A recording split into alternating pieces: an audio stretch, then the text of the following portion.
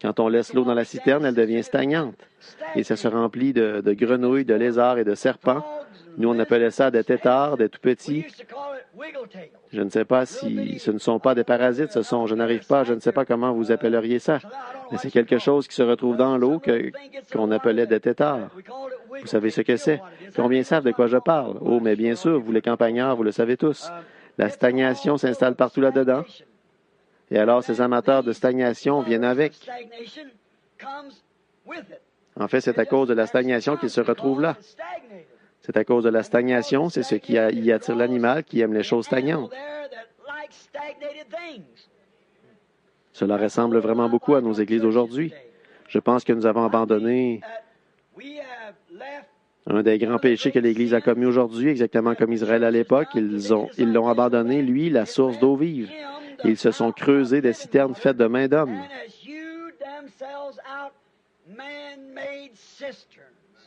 Et celles-ci sont devenues une habitation de tous ceux qui aiment cette sorte d'eau-là. Les lézards, les grenouilles et toutes sortes de germes malpropres y vivent parce que c'est un réservoir fait de mains d'hommes. Et ces choses-là habitent dans ce réservoir, un exemple parfait de nos dénominations d'aujourd'hui. Maintenant, vous dites, Frère Branham, pourquoi attaquez-vous si vivement ces gens-là?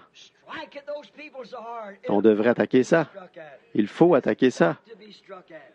Fuyez la chose parce qu'elle va finir par former la marque de la bête. Souvenez-vous, c'est la vérité. Ce sera la marque de la bête. La dénomination conduira tout droit à cela. C'est en voie d'en arriver là maintenant à une contrainte par un pouvoir. Considérez l'ancien empire romain. Voilà précisément ce qui les a conduits à cette marque de l'apostasie. Vous avez vu que personne ne pouvait acheter ni vendre sans avoir la marque de la bête. Il fallait l'avoir. Il y aura seulement 2 catégories de gens sur terre, ceux qui auront le sceau de Dieu et ceux qui auront la marque de la bête. Seulement 2 catégories. Alors vous devrez avoir l'un ou l'autre. Ce sera une apostasie, une marque d'une religion apostate. Il va y avoir une image à la bête. En étudiant cela, nous voyons que Rome est et sera toujours la marque ou la bête. Exactement, il n'y a pas moyen de le comprendre autrement. Rome. Et qu'est-ce que Rome a fait? Elle est passée de la Rome païenne à la Rome papale et a organisé un système universel où tous étaient contraints d'adhérer à cette religion-là, sans quoi elles étaient mises à mort. Et c'est étrange de voir que les États-Unis entrent en scène et ils sont comme un agneau.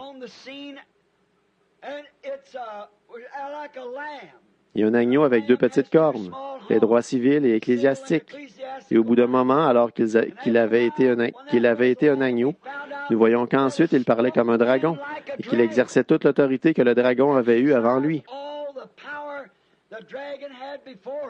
Et la Bible nous dit qu'il disait, « Faisons une image à la bête. » Une image, c'est quelque chose qui est semblable à quelque chose d'autre. Et nous pouvons le voir en ce moment que l'Église, dans son état d'apostasie, est en train de former le Conseil mondial des Églises, qui est l'image de l'autorité de Rome. Elle va exercer sur les gens la même contrainte que la Rome païenne ou que la Rome papale avait exercée. Donc, il n'y a pas d'autre moyen, rien d'autre. Mais c'est la vérité. Et c'est pour ça que je m'y attaque dans mon âge, dans mon temps. C'est parce qu'il faut l'attaquer. L'appel a été lancé de sortir du milieu d'elle, mon peuple, afin que vous ne participiez point à ses péchés.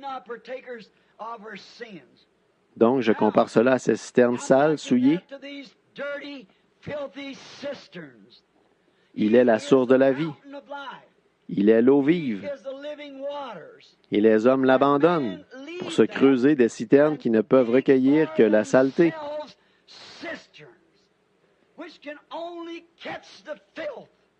C'est la seule chose qu'elles peuvent recueillir, et c'est ce que fait le système dénominationnel. Il recueille tout ce qui se présente et qui veut adhérer. Ils sont prêts à l'accepter, pourvu qu'il ait de l'argent ou qu'il s'habille d'une certaine manière.